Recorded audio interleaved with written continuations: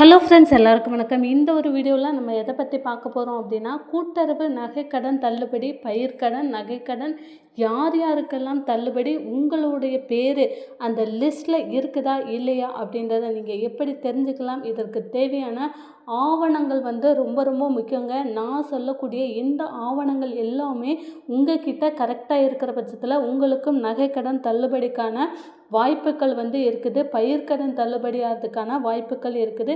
So யார் யாருக்கெல்லாம் இந்த தேர்தல் முடிந்த பிறகு யார் யாருக்கெல்லாம் உங்களுக்கு நகைக்கடன் தள்ளுபடி ஆக போகுது, அதற்கு தேவையான ஆவணங்கள் நீங்கள் என்னென்ன கொடுத்துருக்கணும் அப்படின்ற எல்லா டீட்டெயில்ஸுமே நான் உங்களுக்கு மிக தெளிவாக இந்த ஒரு வீடியோவில் நான் உங்களுக்கு சொல்ல போகிறேங்க. வீடியோவை ஸ்கிப் பண்ணாமல் கடைசி வரை முழுமையாக பாருங்கள். அதற்கு முன்னாடி நம்ம சேனலை நீங்கள் ஃபர்ஸ்ட் டைம் பார்க்குறீங்க அப்படின்னா மறக்காமல் ஒரு சப்ஸ்கிரைப் பண்ணிட்டு பாருங்க. அப்போனா தான் இந்த நகைக்கடன் சம்மந்தமான ரெகுலரான ஒரு அப்டேட் உங்களுக்கு உடனுக்குடன் நோட்டிஃபிகேஷனாக உங்களுடைய மொபைலுக்கு வரும். மறக்காமல் இந்த ஒரு வீடியோவை லைக் பண்ணிவிடுங்க.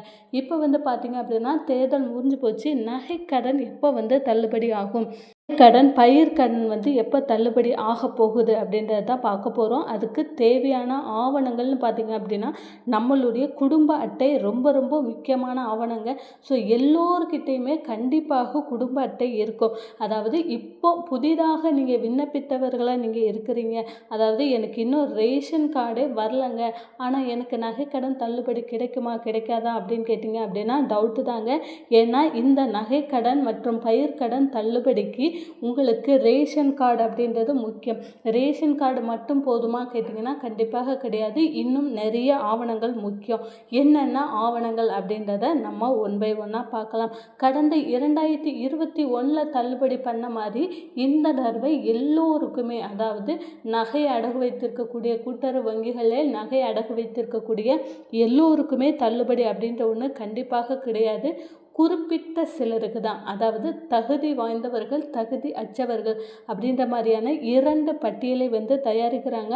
அந்த பட்டியலில் இந்த தகுதி வாய்ந்த நபர்களுக்கு மட்டும்தான் தள்ளுபடி கிடைக்கும். அப்போ நம்ம அந்த தகுதி வாய்ந்தவர்களாக இருக்க மாட்டோமா அப்படின்னு கேட்டிங்கன்னா கண்டிப்பாக இந்த வீடியோ பார்க்குற நீங்களுமே தகுதி வாய்ந்தவர்களாக இருக்கிறதுக்கான வாய்ப்புகள் இருக்குது. நான் மிக தெளிவாக சொல்கிறேன். வீடியோவை கடைசி வரை பாருங்கள். தகுதி ஆனவர்களாக நம்ம இருக்கணும் அப்படின்னா ஃபஸ்ட்டு நம்ம கூட்டுறவு வங்கிகளில் நகையை வைத்திருக்க வேண்டும். கூட்டுறவு வங்கினா உங்களுக்கு கிராமப்புறங்களில் உள்ள கூட்டுறவு வங்கி மட்டும் கிடையாது, நகரப்புறங்களில் உள்ள கூட்டுறவு வங்கிகளும் இதற்கு பொருந்தும். அதாவது மாவட்ட, மாநில, மத்திய கூட்டுறவு வங்கிகள், தொடக்க வேளாண்மை கடன் சங்கங்கள், கூட்டுறவு கடன் சங்கங்கள், தொடக்க வேளாண்மை கூட்டுறவு சங்கங்கள், இந்த மாதிரியான கூட்டுறவுத்துறை சார்ந்த சொசைட்டி, தேசியமயமாக்கப்பட்ட கோஆப்ரேட்டிவ் பேங்க், இந்த வங்கிகளில் உங்களுடைய தமிழ்நாடு கூட்டுறவு வங்கி அப்படின்ற மாதிரி கூட உங்களுக்கு இருக்கும். இந்த மாதிரியான வங்கிகளில் நீங்கள் உங்கள் நகையை வச்சிங்க அப்படின்னா உங்களுடைய நகை தள்ளுபடி ஆகிறதுக்கான வாய்ப்புகள் இருக்குது. கடந்த முறை 5 சவரன் வரையிலான நகை கடன் தள்ளுபடி பண்ணாங்க.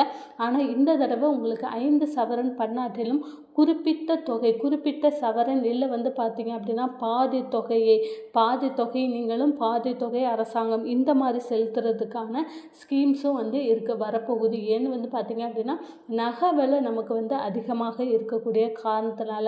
சரி, ஓகே. இந்த தகுதிகள் என்னென்ன அப்படின்னு பார்த்தீங்க அப்படின்னா ஃபஸ்ட்டு ஆதார் கார்டும் ரேஷன் கார்டும் ரொம்ப ரொம்ப முக்கியம். இப்போது ரேஷன் கார்டை பொறுத்தளவில் ஒரு குடும்பத்தில் எத்தனை நபர்கள் இருக்கிறாங்க அப்படின்றத பார்ப்பாங்கங்க.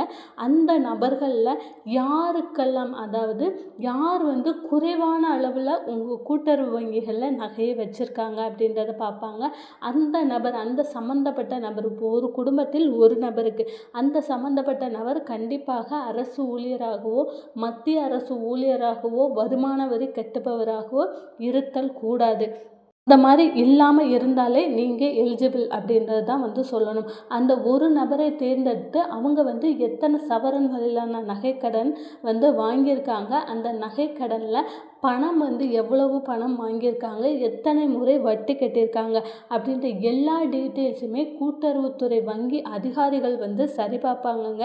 இது எல்லாத்தையுமே சரி பார்த்துட்டு உங்களுடைய உண்மையான முகவரி சான்று, உங்களுடைய ஆதார் நம்பர், நீங்கள் வேறு எந்த வங்கிகளில் நீங்கள் அக்கௌண்ட் வச்சுருக்கீங்க அந்த அக்கௌண்ட்டோட டீட்டெயில்ஸ் எல்லாமே உங்களுக்கு ஆண்டு வருமானத்தை பொறுத்தளவில் வறுமை கோட்டுக்கு கீழே உள்ள வருமானமாக இருக்கணும். முக்கியமாக ரேஷன் அட்டையை பொறுத்தளவில் இந்த வறுமை கோட்டிற்கு கீழே உள்ள அரிசி ரேஷன் அட்டைதாரர்களாக நீங்கள் இருக்கணும்.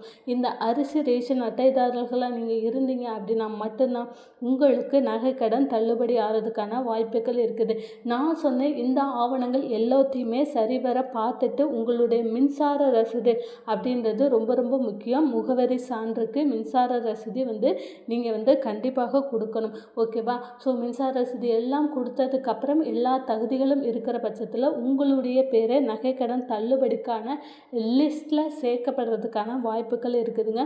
விரைவில் அந்த லிஸ்ட்டு அந்தந்த வங்கி அதிகாரிகள் இருப்பாங்க இல்லையா, அந்தந்த பிரான்ச்சுக்கு அனுப்புவாங்க. அந்தந்த பிரான்ச்சில் நீங்கள் எந்த பிரான்ச்சில் உங்களுடைய நகையை வைத்திருக்கிறீங்களோ அந்த பிரான்ச்சில் நோட்டீஸ் போர்டில் இவர்களுக்கு நகைக்கடன் தள்ளுபடி உண்டு அப்படின்ற மாதிரியான பெயர்களை விரைவில் ஒட்டுவாங்க. ஸோ இந்த தடவை நகைக்கடன் தள்ளுபடி இந்த மாதிரி தான் இருக்க போகுது. இந்த நகைக்கடன் தள்ளுபடி சம்மந்தமான ரெகுலரான ஒரு அப்டேட்க்கு மறக்காமல் நம்மளுடைய சேனலை சப்ஸ்கிரைப் பண்ணுங்கள். இந்த ஒரு வீடியோவை மறக்காமல் லைக் பண்ணிவிடுங்க. தேங்க்யூ.